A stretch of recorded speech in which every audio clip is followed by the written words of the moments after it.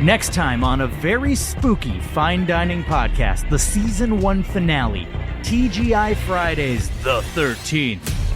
Oh, you betcha, pineapple's gonna hit the fan as Michael's son Juicy, or in this episode, Juice's son Voorhees, goes on a murderous rampage, and no one is safe. It gets real spooky, it gets real bloody, and not everyone's gonna make it to the end of the episode. Who will live, who will die? Listen to Fine Dining, the search for the most mediocre restaurant in America, break down a trip to TGI Fridays based on the atmosphere, the service, and the food, and try not to be scared to death. Hear the thrilling finale of Fine Dining, Wednesday, October 25th, wherever you get your podcasts.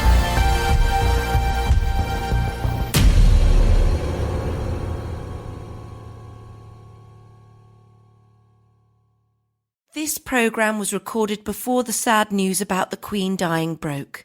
So if you don't feel ready to listen to people talk about that, don't worry, we don't. But we did want to release our reaction to there being a new Prime Minister. Maybe next week I'll share some memories of the Queen I knew. But with no further ado, here's this week's episode. You can't say anything these days, at least not something that won't become offensive very quickly and get you into a lot of trouble. I'm Harriet Langley-Swindon, and this is Non-Censored. Welcome to the show. I am back. Did you miss me? Martin, did you miss me? It turns out that running a radio show is perhaps a bit more trying than I had first imagined. It's hard, isn't it? Yes, very hard. I didn't know that I'd ever say this, but it's good to have you back. Oh, thank you. Yes, I was covering for Mr. Motivator, and then I went on a very short holiday to the Cayman Islands. But it's wonderful to be back in the studio where I belong. Ah, yes, of course. there, on your chair, ready to tell the people what they need to hear, allegedly. And what the people need to hear is that we have a live show tomorrow, Saturday the 10th, at 2 p.m. at King's Place in King's Cross. Tickets are still available. They're £12. I mean, really, I think they should be a lot more than that. But that's the deal that Martin made. I think it keeps it open access. That's just a couple of beers. You could stop yourself from having a couple of beers and just come down to the London Podcast Festival. In a way, you could get intoxicated on our words. That's dreadful. I wish you wouldn't talk. Anyway, you can get tickets at kingsplace.co.uk. Come along, it'll be jolly fun. Well, the big news, assuming nothing's happened since we recorded this, is that we have a new Prime Minister. And I am absolutely delighted to say that we got her on the show. And it was wonderful. It was wonderful, wasn't it, Martin? Oh, yeah, absolutely. There was a sense of excitement in the studio. What's going to happen? It's sort of like just before a tornado rips through an unsuspecting town. Or indeed a hand grenade goes off. Yes, she is the human hand grenade. It was a pleasure. Let's listen to our new Prime Minister, Liz Truss. Well, I can't believe I'm saying this. Welcome to the programme, Liz Truss, our new Prime Minister. Thank you, Harriet. Knew it, never in doubt. Congratulations. I mean, how wonderful, how wonderful. I'm so excited to see what you're going to do with the country. We're all excited to see what I will do with the country, Britain. Yes, it is. I mean, you've obviously got bags of experience, and you gave this wonderful speech earlier this week, which we must talk about. To begin with, Liz, I'm not going to lie to you, that there was a rubbish bag on there, and I thought, oh dear, Liz isn't looking her best. But then there you were, delivering what I think everyone would describe as a rousing, passionate speech to the nation. I mean, I can remember every word. Can't you, Martin? Yes, I remember all of the words. It was, got to say, Liz, Miss Truss, sorry, that it was definitely a speech. Hi, Martin. Were you watching? Did you watch the speech on television? Yes, yeah. I mean, contractually I was required to, but I think I would have watched anyway. I might change the law that Martin has to watch me on the television. Well, you can do that now. You can do that now, Liz. I can do whatever I Britain like. is your oyster. Yes, and I'm going to shuck the oyster. Did you see me though? I had to follow a bin bag. That was good. I followed a bin bag. You followed a bin bag, and not many people could be up to the challenge there. But I think you really showed that actually you gave it a run for its money. I saw the bin bag and I said, I will follow you. That's wonderful. That's wonderful. And Liz, what was the reception to your speech? It must have been fantastic being out there. Of course, I was surrounded by friends and colleagues, but outside the gates of number 10 Downing Street, there were the people, and they were all so excited to see me. They were all shouting through the gates, go Liz, and or Liz go, all things like that. Yes. And I thought, yes, I've been welcomed in by my public. Yes, unanimously. I think we'd all agree. So let's talk about the speech. A very exciting speech. Now, you very kindly, I felt, paid lip service to our previous Prime Minister, and you said that history will see him as a hugely consequential leader. Now, a few naysayers felt that you should have been a bit harder on Boris Johnson, seeing as you're the new Prime Minister, but no, not you. It would be difficult to be hard on him when he's done all these good things for the country that is Britain. For example, vaccines, and also crushing Vladimir Putin neath his boot. So he did that single-handedly. We were at war with Russia and we won. Thank you, Boris. But also he had to go. He had disgraced the party and the nation, and he had to go. And I was glad to see him go, but I thank him and welcome his input in future, and also well done. And that's wonderful. I hadn't realised that we'd won the war in Ukraine. So that's brilliant. What an absolute great thing to happen so early on in your leadership. You can't spell Ukraine without UK. Yes. Brilliant. Absolutely brilliant. Sorry, Harriet, just to jump in there. I feel I should flag up that I think there are elements of the war that are ongoing, not to sort of undermine your point there. I'm sure there have been some, very notable victories that the UK have provided to that conflict, but it is still very much approaching day 200, and the war is on. Martin, you had me at flag up. Oh, why? Thank you, I suppose. Oh, I'm so happy you're our Prime Minister. Now, Liz, you said in your speech that you implied Britain's not moving properly and there are some problems there, but that you will deliver. I thought that was wonderful. What exactly are you going to deliver? Well, thank you. The nice thing about that as a slogan, just the word deliver, is that it can mean literally anything, can't it? It's nice and vague. Yes. Do you think that sort of nice and vague is how you want to typify your leadership? There's a plan. Wait and see. Oh, how exciting. How wonderful. Well, let's talk about the cabinet. Very, very excited by some of them. Lovely to see that you've got Jacob Rees-Mogg, back in there in a prime position. And you've, of course, got Therese Coffey in charge of health and social care. And, she's been a bit sort of anti-abortion. So she's got in trouble there with the wokies. And apparently but I think how wonderful that she's now sort of in charge of health and social care. Yes, it's good to have someone in there who annoys the woke. It means that we don't actually have to affect any social change. We can just rule by irritating the other side, and that's good. Yeah, that's absolutely brilliant. Now, listen, I wouldn't be doing my job, Prime Minister. Oh, sorry, it's so funny. It's so wonderful calling you that. I wouldn't be doing my job if I didn't play a bit sort of devil's advocate and talk about some criticism. Now, Johnny Mercer, who you sacked, his wife has taken to Twitter, and she sort of rather, I'm not even implied, she sort of accused you really of sort of moving your friends into cabinet. But that's not why you've chosen these people. I mean, Kwasi Kwarteng, for example, I mean, you're not chummy with him. No, he's there purely for talent. Mm-hmm. Mm-hmm. I think she's just jealous because I've got friends. Yes, and what are friends for if not to elevate to positions of power? You know, or they elevate you to positions of power. I mean, this is why I don't count Martin as a friend, because he doesn't do either of those things. Really, I don't want him to be powerful, and he doesn't make me powerful. No, and there's very little, kindness that goes on between us. I for the past few birthdays, I haven't received anything. Just no point.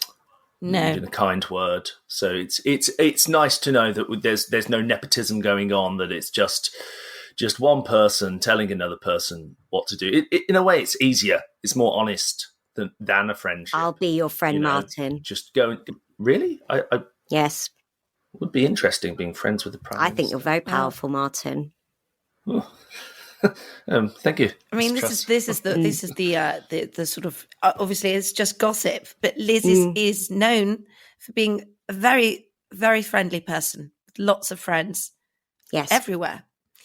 And who better to lead the country than someone who has lots of friends? I mean, wasn't it in It's a Wonderful Life where no man is poor if he has friends, and that's like you, Prime Minister. And don't be poor if you want to live. Well, Prime Minister, thank you so much for coming on the programme. We are absolutely honoured to have you, and all the best with moulding the country as you will and freezing those taxes. Come on. Yes, they're frozen now, and so will everyone be in a few months. Yes, they will. Oh, they will. They'll be so cold. They'll be so cold. Yes. I for one, am looking forward to seeing, what you can deliver and how you can deliver it. Hopefully you work out more as a sort of Royal Mail and less as a Hermes, as I think some people have been suggesting. You got a package, Martin. I don't know what that Prime means. Minister, thank you. Yeah. Thanks. Bye. Anyway, this week we spoke to Eshaan Akbar about the diversity of the new cabinet. Martin, were you being paid to say that?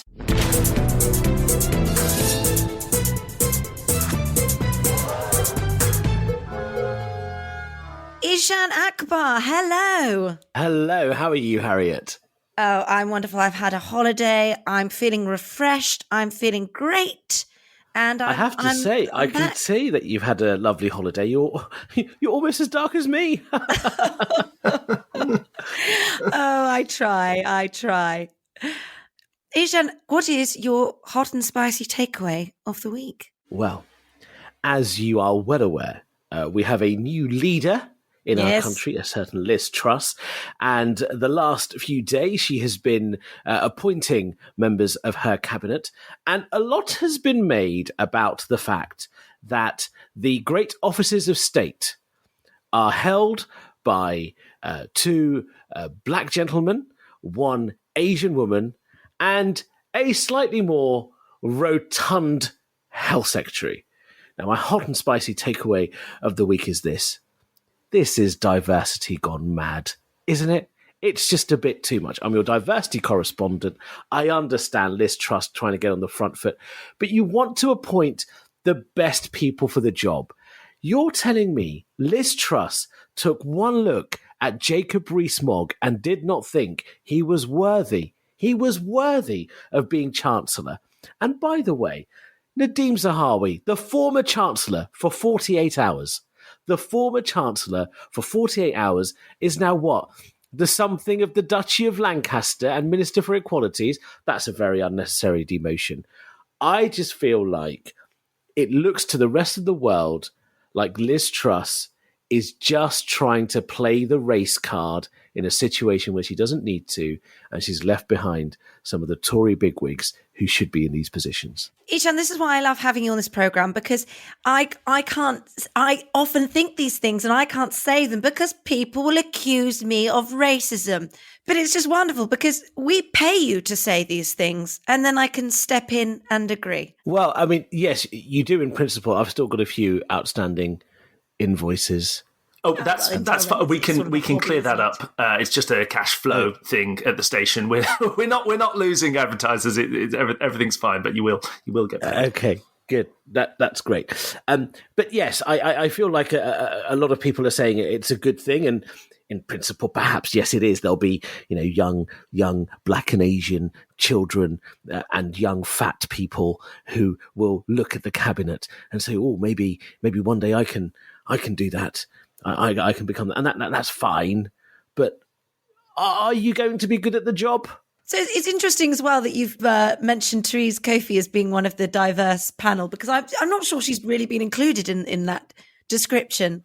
Well, yeah, it is diverse, isn't it? Because you've got a health secretary who very much looks like the opposite of health, and I think that's quite a bold statement. I am,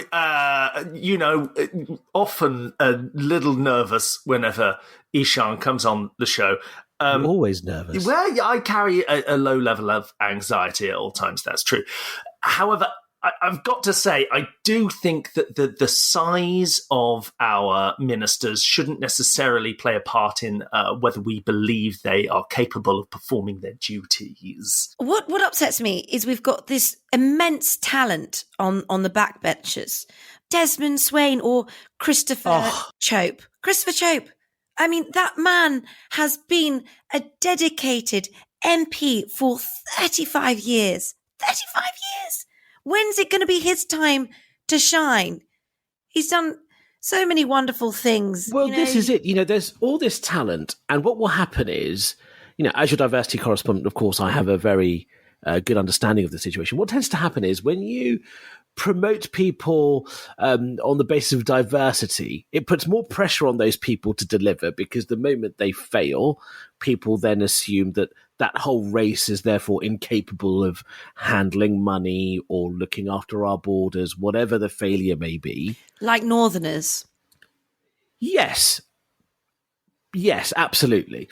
And so that's one problem. And the second problem is people like Christopher Chope and Desmond Swayne look at this, they see being overlooked for these top jobs, they talk to their friends, and, that anti-ethnic minority feeling just perpetuates. So what Liz Truss has done here is actually put society on a bit of a back foot, actually. So you think that by hiring a more diverse cabinet, she's actually making people more racist? Yeah, so 100%. Actually, yes. Racism really is, it's not their fault. No, the way to prevent racism is to not appoint people to these top jobs. I think that's a wonderful idea. I think if we just employ white people to positions of power, I think that will mean that there won't be a sort of resentment to minorities, and they can be, they can be taxi drivers, or I'm quite happy with that. I think I'm going to have to break one of my rules, which is to never have an opinion when it comes to issues of race, because it's not my space. There's enough white men giving their opinions, but I'm going to have to step in there and give my opinion, which is, representation matters. These people, they may not have shown any great skill in prior to their appointment in their positions, but we'll give them a crack. So you're saying they're not good anyway because they're diverse? That wasn't what I said. It was not what I meant to say. You said they have no skill before they got into these positions. No, they might not definitely have demonstrated the skill, but it could be there. Is what I'm saying. Eshaan, it seems like you're starting from the assumption that they don't have the skill. and I'm sure they do. I'm just saying yes, that, Martin, we're not saying people who aren't white don't have skills. Of course they do. We're just saying that if we put them in, give them good jobs, it's going to make white people feel bad.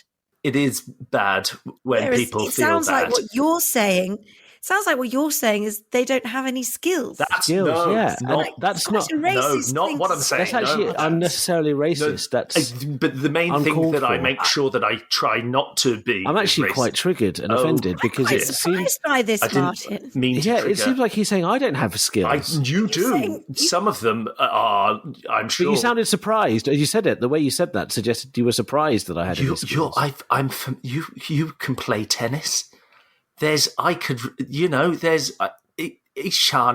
Well, he's a joker. He's jokes tick. Okay, I don't think Eshaan can play tennis, actually. Name me another famous Asian tennis player. Huh? Sorry? The thing is, tennis is it's a very complex game, and I don't really watch it because it's tennis is quite an elitist sport. I don't know why you went very for that one. Similar to tennis, cricket. And there are many very talented... Cricket's not the only sport we play. I don't know why you chose cricket. I wasn't saying that. It feels like... And I think what he's doing at the moment is he's Googling cricket. Producer Martin, it seems like you have a lot of assumptions about non-white people in that they're unskilled and they're good at cricket. That's absolutely... I don't not quite know why you decided... I know you present yourself as a lefty wokey. Mahesh Bhupathi, bless you, tennis player. Yeah. One of the top greatest. Oh, that's a name, is it? Sania Mirza. Are you all right? I'm just googling Asian tennis players. Look, I'm in a hole here. Why are you making noises? You see, when you say a name that isn't white, you sound like you're just making racist noises. That is not my intent here. I'm just you have to say it with the actual. Just to bring it back to the issue at hand.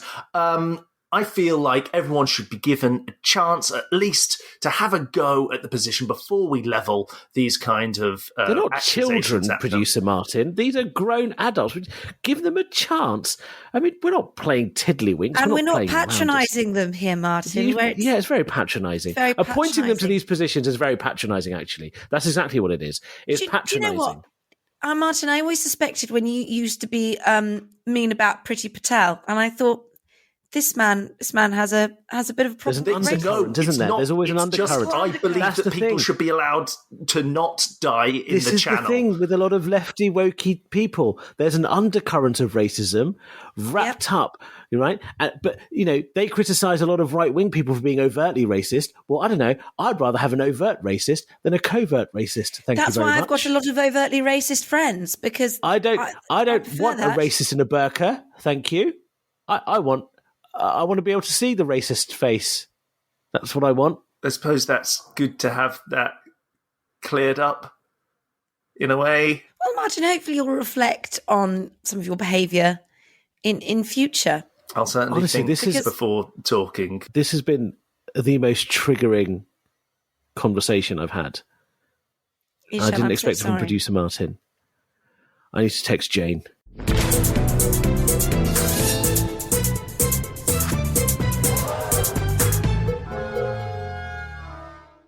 Now, our interview this week is with David Alan Green, who came in with some interesting views on the legal system. We actually recorded this a few weeks ago. It hasn't been on the podcast yet, but it's great to listen back because it talks about Suella Braverman and why she is the best lawyer in the world. Oh, yes. Always good to have a legal eagle's bird's eye view on the situation.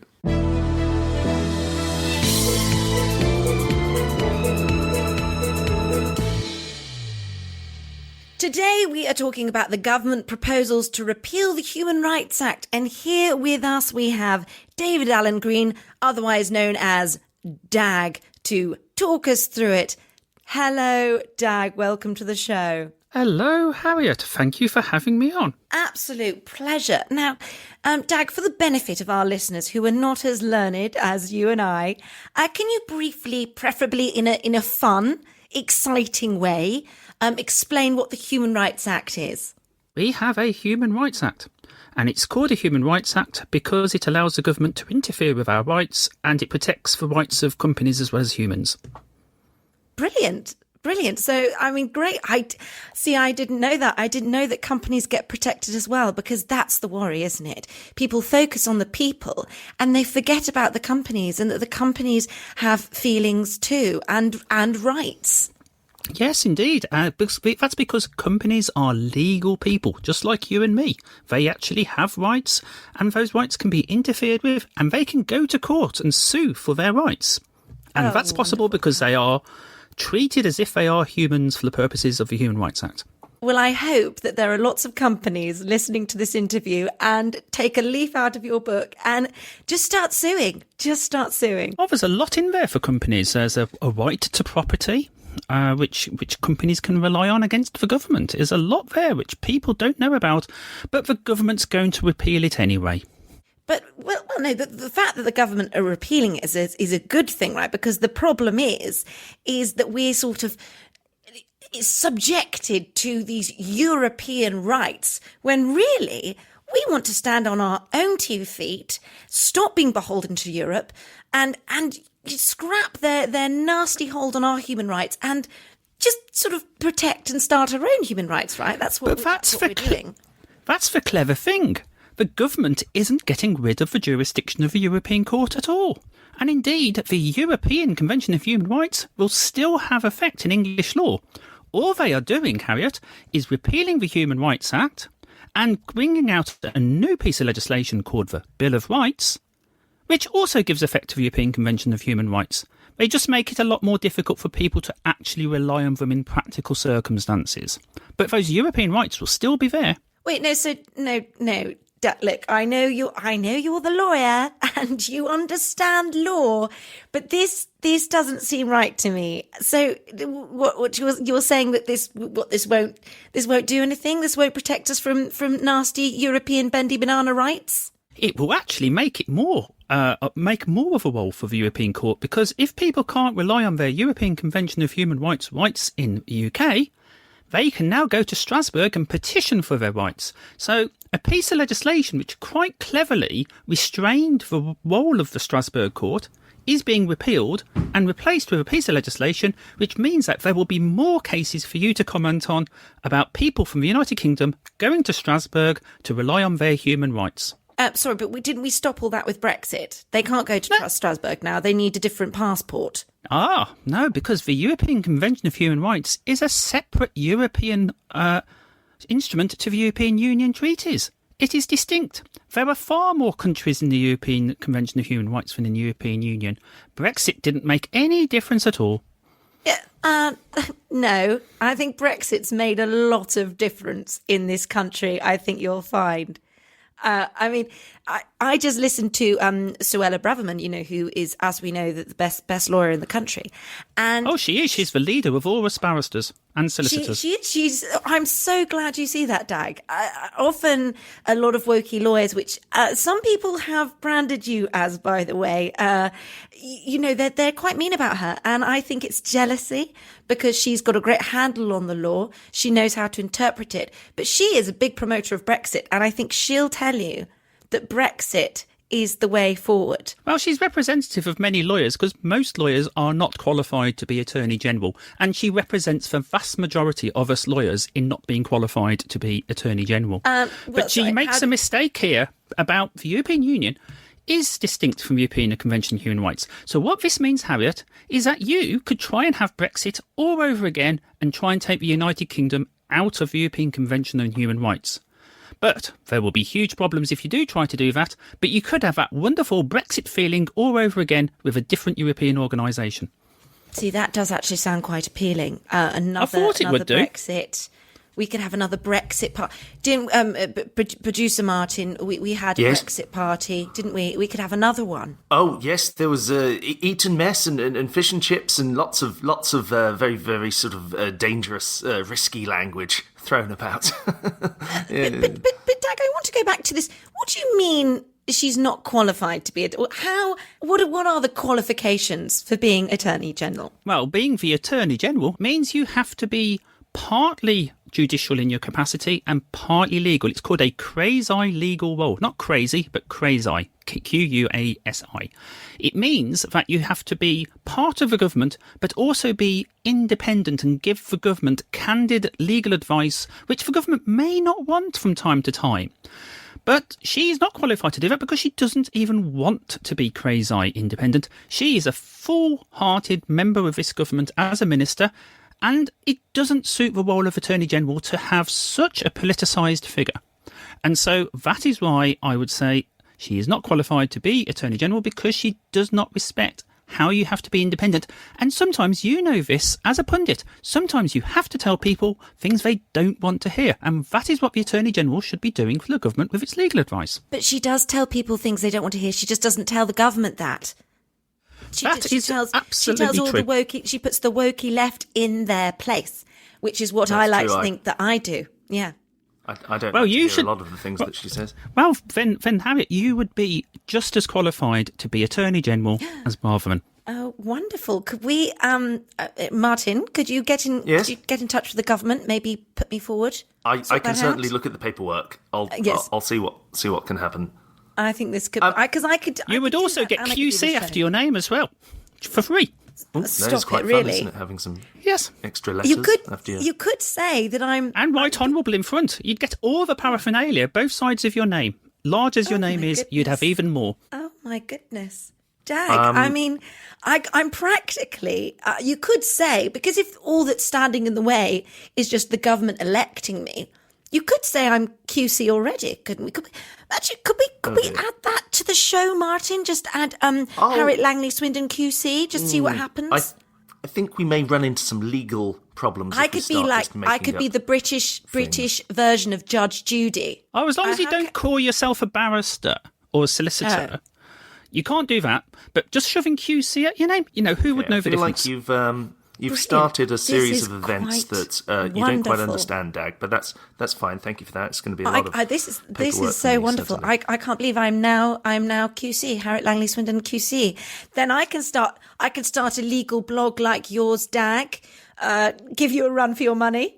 And, yes, you could, absolutely, and you could also use nice short sentences telling people what they should be thinking about the matters that really, really people care about. Wonderful. I think and you could also not be read, which is also something you have as a legal blogger. But, putting that to one side, at least you could be able to sort of get your legal thoughts out there in nice, short, punchy sentences. Yes. One thing that has been read quite a lot is the question that we asked to our listeners earlier in the show, which was, which honorary human would you like to see? We're talking about the Human Rights Act, and which of these do you think would be the best to become an honorary human? 20% said leprechauns. They'd like to see them be extended the same rights as humans. 34% said monkeys. Of course, one of our closest. It's not actually a bad idea. There's all sorts of things in this world which have legal personality which aren't humans. Ships have legal personality. Rivers and waterfalls elsewhere in the world are given legal personality. There's no reason why we shouldn't be able to give it to the primates as well. And they should have the same sort of rights humans should. Yes. Yeah, absolutely. And top of our pick from the audience was giants, which is, I think, anyone over 6'7". Well, actually, it's funny you should say that, Producer Martin, because if you've read the Harry Potter books, the rights of giants are really, really called into question. Well, it's yes, really absolutely. And I think as QC, I think I will say something about that actually in my blog that I'm going to start very soon after this interview. What I want to know, Dag, is why do you think that lefty lawyers keep trying to undermine the law? I mean, they know what the government means, don't they? What is it that they just can't leave it alone? They're always trying to niggle at the law and talk about human rights and things like that. What's that about? Well, lefty lawyers are the stunt men and women of the law. You see them, but they are there to take the hits from other people. They are there to take the strain, because lefty lawyers don't do things by themselves. They have clients. And whenever you moan about a lefty lawyer or a lefty judge or whatever, it doesn't happen in a vacuum. They are actually looking after clients or deciding cases, behind every lawyer you want to complain about, there is usually a client. But the lawyers will take the hit on behalf of their clients. So pundits like you get to blame the lefty lawyers. The lefty lawyers don't mind because it means you're not criticising their clients, and they get to do something on behalf of their clients. So everybody's a winner. I'm not sure how I feel with that analogy. I don't mind you and other pundits criticising lefty lawyers because it means that you are diverting your attacks from our clients who we actually do care about. Well, I mean, it depends on the clients, actually. I mean, to be honest with you, I like to attack the lefty lawyers and your clients. I feel that I really try and, not leave anyone out. It's like Birmingham. We have this awful train station in the middle called New Street Station, which means that everybody thinks of Birmingham as New Street Station and criticises it and travels straight through, and they don't get off and spoil Birmingham for the rest of us. It is just like that. Although it's Grand Central now, and there's quite a lot of new shops there. It was in Birmingham just the other day. I know, but we've got to uglify the rest of the centre of the city just to make sure that people like Harriet don't get off and wander around and spoil it. Cunning ploy. I would definitely never wander around Birmingham. Not that is a win. That is what we have spent 50 years uglifying our city to actually centre of our city to achieve. Do you think, though, with a serious question here now, do you think if we took control of human rights and we got rid of the Strasbourg courts, I know you've said that will be difficult, but could we take away the rights of the Birmingham people? Well, this is the clever thing about the European Convention of Human Rights, because of with two exceptions, which I can come on if you want in a moment, with two exceptions, all the European Convention of Human Rights, all the articles can be interfered with by the government as long as they are acting lawfully and have a reason to do so. And this is the strange thing about the government's attack on the European Convention of Human Rights and the Human Rights Act. It's because it actually is quite a weak piece of legislation to begin with. It allows all sorts of things to happen. If we had a genuine right to privacy in this country, we wouldn't have the security services with their powers of surveillance and interception, which they have. But they're able to do it because they can actually tick the boxes and say, OK, we're acting lawfully, we're acting reasonably and proportionately, we can interfere with your privacy. This is what a lot of the people on the unwoke side don't quite understand, is actually the Human Rights Act is quite weak beer. The only two exceptions, which I'm sure you will probably be upset about, is there is an absolute right to life and there is an absolute right against being tortured. But apart from that, they're all up for grabs as long as the government has decent legal advice, which the government spends a lot of money on. But you make it sound like the government do illegal things. We can't do illegal things. No. We voted for them. No, that's the joy of it. It isn't illegal. It's perfectly permitted under the Human Rights Act. It's perfectly legal what the government does. It might be wrong, but the Human Rights Act lets them do it. And you want to get rid of it. Why are they trying to get rid of the Human Rights Act if the Human Rights Act lets them do what they want? Because they want people to clap and cheer at gestures like this. Actually, I do like clapping and cheering at gestures. Oh, very big of that in here. Apart from the NHS, that went on a bit long. So, Dag, one of the things I was hoping for is if we got rid of the European Court of Human Rights, we could bring back hanging. Well, yes, that would be possible, but if we leave the European Convention on Human Rights, we also break the Good Friday Agreement, which basically means the peace settlement in Northern Ireland and Ireland comes to an end, and we get all sorts of violence again anyway.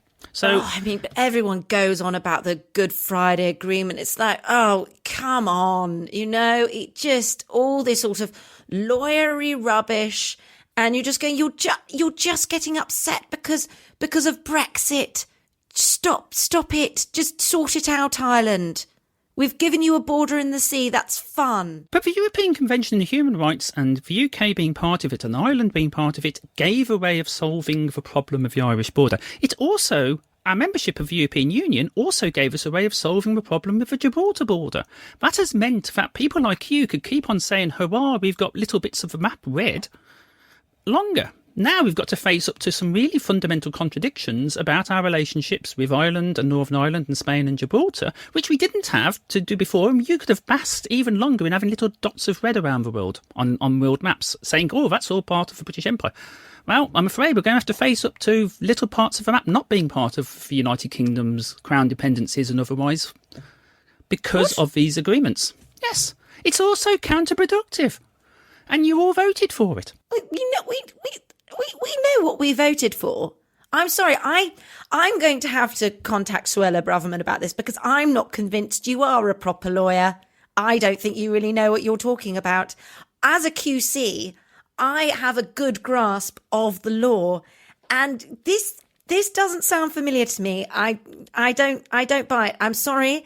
I don't want to offend you. I'm very glad you've come on this show to, talk about your interpretation of the European Courts of Human Rights. But I'm not buying this. I'm not buying it. I think it's ridiculous. Jack, And I'm very again, sorry, but you have brought this on yourself somewhat. I think it's all the purpose. That is what us lefty lawyers are for. Attack us. It means you leave our clients alone. As I said, I'm more than willing to attack your clients as well. Dag, I think I could actually do with you representing me in this show. I tend to take a lot of flack, especially during certain... sorry, we can talk about this off air, maybe. I think maybe we could have a little chat about this later. Martin, I'm sorry, as QC, I can give you advice on the flack that you're supposedly getting in this show. This is not you don't need to go across enemy lines. Please. Absolutely ridiculous. Anyway, I think if you don't... Oh, sorry, can I just jump in a very last-minute quick opinion from you, Dag? We've got 3 new additional rights that we'd like to add to the Human Rights Act. And if you just give me a quick response to each one. First of all, the right to remain silent in specifically awkward family situations. Do you think we could add that to the old Human Rights Act? Or... I'm just exercising that right. Oh, that was very good. Okay, fair enough. I just take that as a positive response. Next up, the right to slap someone if they've been rude about your wife. Well, slap is a term which I think should not be used in a broadcast like that. I think any type of physical violence is absolutely wrong, and so I don't think there should be a right to do that. It's like saying there should be a right to shoot somebody. Oh, that would be nice, okay, actually. Fair enough. And finally, we have the right to be wrong. For example, if you were a prime minister or politician, you lied, misled, or just had a sort of general scandal, or if you were just a normal person, got into a heated conversation about coronavirus, but you accidentally said the wrong name, and you said Jean-Claude Van Damme instead of Jonathan Van Tam. You see, that could be embarrassing, but... I think relying on a right to be wrong is actually literally turning rights on their head to something of the opposite of what they're for. Right, well, seems like it'll just be the right to remain silent that's being added in then. I wish you'd remained silent more, Martin. These stupid outbursts. Just giving the people what they want. Well, that's been a very insightful interview, Dag. And if you want to read my blog so you can understand the law better, I will be launching it shortly after this conversation, and I'll send you the links, and you can hopefully it'll really help you understand what's going on better. And thank you for inviting me on the show, because it's all part of the promotion of a public understanding of law, which is a good thing in these dark days. The more people who know about the law, the better. Well, that's it for this week. Don't forget to subscribe and what's the other things they can do, Martin? You can hit 5 stars for starters. You can hit 5 stars. You can leave a little note. There's been some messages from people giving their support to me. They actually quite enjoyed last week's episode, which was... No, those are stupid people, Martin. It's becoming known as the Producer Martin episode. I think it... No, I don't need to hear about that.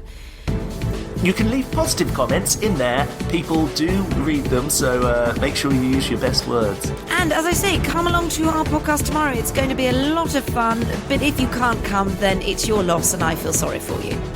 With thanks to Rosie Holt, Brendan Murphy, Eshaan Akbar, Suze Kempner, special guest David Allen Green, and Ed Morrish. See you next week for some more Non-Censored.